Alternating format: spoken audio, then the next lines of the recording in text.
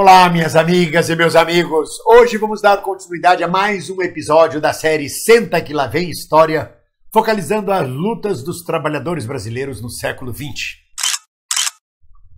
Vamos começar falando do 1º de maio de 1919, que, segundo a história, foi um dos mais brilhantes 1º de maio ocorridos durante o século XX no Brasil.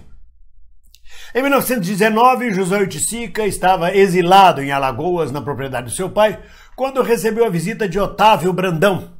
Os dois eram anarquistas. Otávio Brandão foi a Alagoas para fazer pesquisas de mineralogia. Queria conhecer as riquezas minerais que podiam haver no Brasil e também ver se havia petróleo. Ele jurava que era possível encontrar petróleo em Alagoas.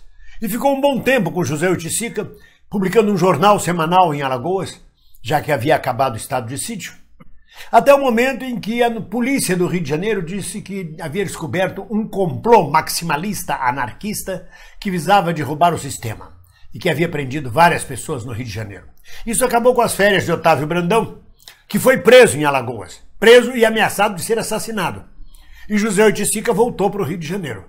Brandão mais tarde veio se encontrar com ele no Rio de Janeiro e os dois resolveram criar o primeiro Partido Comunista do Brasil, baseado na experiência que tinham visto da União Soviética, da Rússia, e também que a Hungria havia aderido ao socialismo.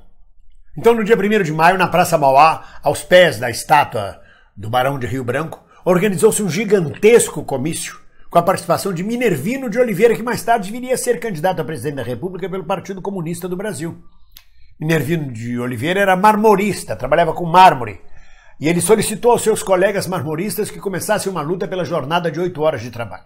O comício foi gigantesco e depois saiu marchando pela Avenida Central, que hoje é a Avenida Rio Branco, até o que hoje é a Cinelândia, o centro da cidade. Ali começou um grande movimento operário, novamente em 1919. Ocorreu também em São Paulo um grande comício pelo 1º de maio. E mais uma vez ali foi levantada a palavra de ordem, comandada já pelo novo Partido Comunista no Brasil, uma palavra de ordem de 8 horas de trabalho, de jornada diária de 8 horas de trabalho. E aí começou a pipocar movimentos grevistas, movimentos paredistas em todos os lugares no Rio e São Paulo e cresceu profundamente, atingindo de repente no Rio de Janeiro mais de 50 mil operários. Vale ressaltar que o 1º de maio de São Paulo foi fantástico.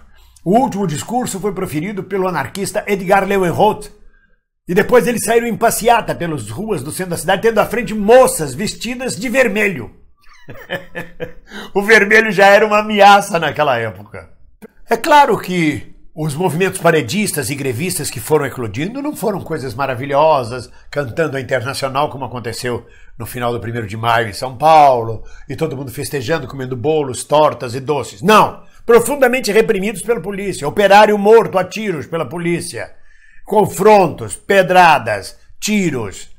A coisa foi feia para conquistar as jornadas de 8 horas. E aqui e ali algumas empresas iam concedendo esse benefício, mas se por um lado concediam a jornada de 8 horas, diminuía o salário por outro lado. Os patrões estão sempre negociando a parte deles, faz parte da luta de classes.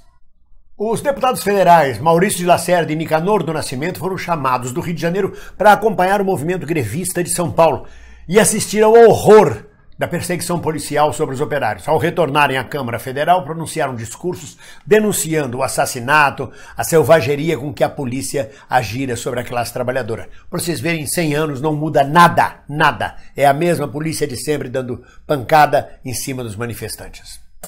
O governo tentava relacionar esses movimentos grevistas, paredistas, esses protestos, à ação de anarquistas e subversivos, de socialistas, de comunistas.